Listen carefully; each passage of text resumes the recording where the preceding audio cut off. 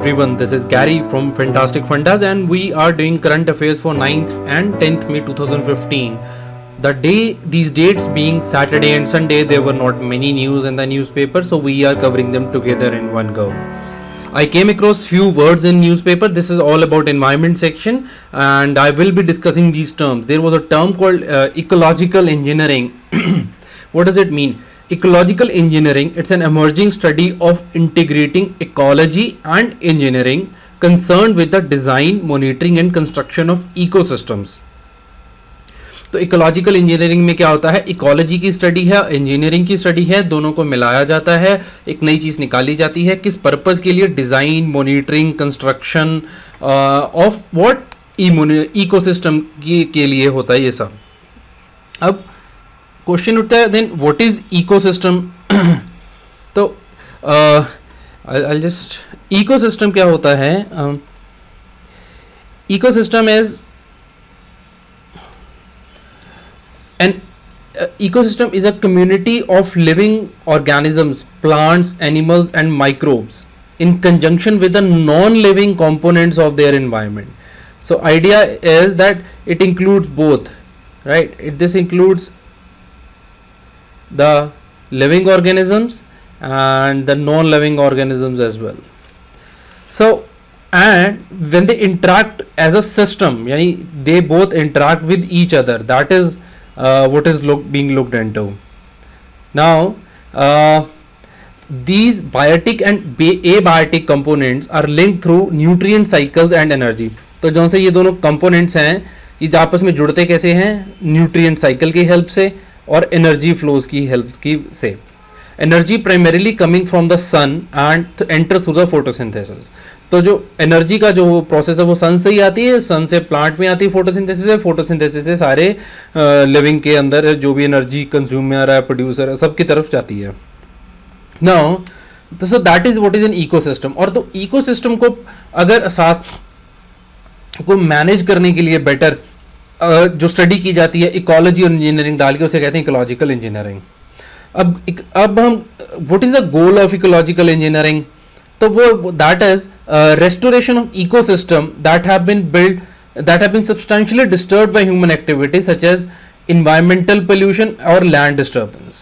ठीक है जी, ये करना चाहते हैं क्योंकि हमारी एक्टिविटीज़ की वजह से इन्वायरमेंट को चारों तरफ बहुत नुकसान हो गया है, हम उसे ठीक करना चाह रहे हैं, ये इसका है.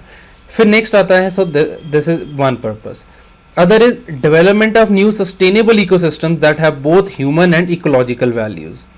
यानी कि जो हम सोचते हैं उसके मुताबिक हो और इकोलॉजिकली उसको कोई नुकसान ना हो, ये इसकी इंपॉर्टेंस है.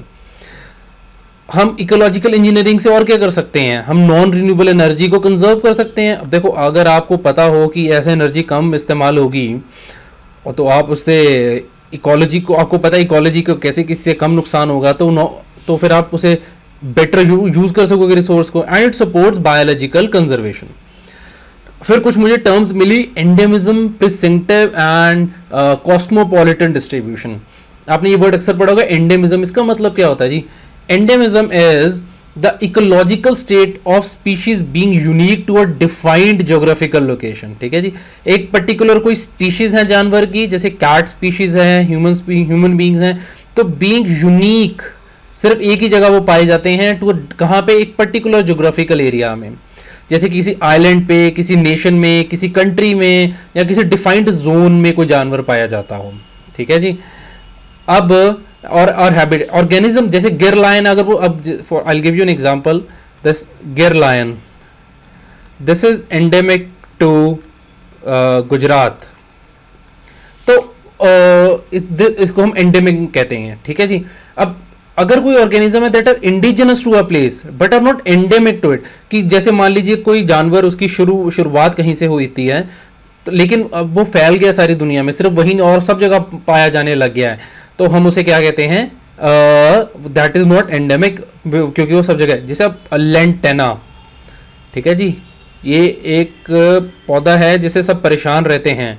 This has spread to such large areas though it was initially endemic to a particular area. ठीक है जी. अब इसके बाद आता है एक स्पीशीज के लिए टर्म यूज होती है जिसे कहते हैं प्रीसिंक्टिव. प्रेसेंटिव जो वर्ड है which applies to all the species that are restricted to defined geographical area, ठीक है जी। कई बारी एंडेमिज्म जो वर्ड है और this endemism word and this precinctive ये इंटरचेंजेबली भी कई लोग यूज कर रहे हैं। Precinctive is a more recent term than endemic. फिर एंडेमिक का ऑपोजिट होता है कॉस्मोपॉलिटन डिस्ट्रीब्यूशन। अगर कोई ऐसी चीज है जो कि सारी दुनिया में, ये लगभग ऑलमोस्ट सारी दुनिया में जो पाई जाती है उसे कॉस्मोपॉलिटन डिस्ट्रीब्यूशन कहते हैं। और obviously they are opposite extremes हैं जो। फिर आजकल अखबारों में एक टर्म चल रही है रेड सेंटर्स, वो आंध्र प्रदेश में मार दिए कुछ लोग उस चक्कर में। तो रिसेंटली एक खबर भी आई थी हिंदू में कि बहुत सारा ये जो रेड सेंटर होता है ये चाइना एक्सपोर्ट किया जाता है इलीगली, और एक चाइनीज बंदे को रिसेंटली अरेस्ट भी किया गया है आंध्र प्रदेश से। तो ये है क्या? रेड सेंटर्स एक लकड़ी है जिसको IUCN ने, international union for conservation of nature ने इसको इंडेंजर्ड घोषित कर रखा है। इसके बहुत सारे लेवल्स होते हैं कि किसको इंडेंजर्ड माना जाएगा, किसको एक्सटिंक्ट माना, वल्नरेबल माना जाएगा, इसके अलग अलग होते हैं। तो will cover that, but at this moment it is in endangered, it's almost the centre of it, right. So next is red centres के अंदर ही इसका साइंटिफिक नेम है पेट्रोकार्पस सेंटालिनस। अभी UPSC में खास तौर पे बहुत सारे और एग्जाम्स में भी जैसे SSC या रेलवेज के एग्जाम्स में साइंटिफिक नेम कई बार पूछ लेते हैं फेमस चीजों का, और आजकल रेड सेंटर फेमस है तो ये पता होना चाहिए, पेट्रोकार्पस सेंटालिनस इसका कॉमन नेम रेड सेंटर्स है। ये कहां पर है? इंडिया में ये एंडेमिक है। अब हमने एंडेमिक वर्ड की पहले भी बात की, where it is endemic in India. ये एंडेमिक है जी southern eastern Ghats mountain range of South India, ठीक है जी। तो अगर हम एक इंडिया का मैप देखें फटाफट, एक शॉर्ट में एक रफ सा मैप अगर मैं बना दूं तो this part it is in the south eastern Ghat mount of the south India, so somewhere over here. तो यहाँ पर ये ज़्यादा पाया जाता है जो कि आंध्र प्रदेश वाला ही एरिया बन जाता है। अब नेक्स्ट क्या है? The tree is valued for the rich red flavour colour of its would. Colour के लिए ही जिसको पहचाना जाता है, जिसकी वुड होती है। ये देखो पेपर में क्वेश्चन ऐसे बन सकता है कि जो रेड सेंटर्स की वुड होती है वो एरोमेटिक होती है। एक्चुअली कई स्पीशीज होती हैं और जो एक चंदन होती है जो कि रेड सेंटर से अलग है, उसकी खुशबू होती है, पर इसकी खुशबू नहीं होती। ये बात इंपॉर्टेंट है रेड सेंटर की। और tree is not to be confused with aromatic santalum sandalwood, trees that grow natively in South India, ठीक है जी।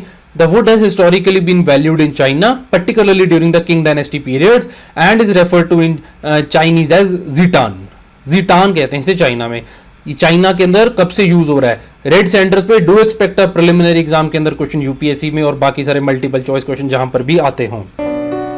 So that is all, sharing is caring. Please आप इस वीडियो को शेयर कीजिए अपने सभी दोस्तों के साथ, स्प्रेड द वर्ड और एंड लाइक इट, एंड कोई कमेंट्स हो आप नीचे कमेंट सेक्शन में लिख सकते हैं। That is all, thank you for watching.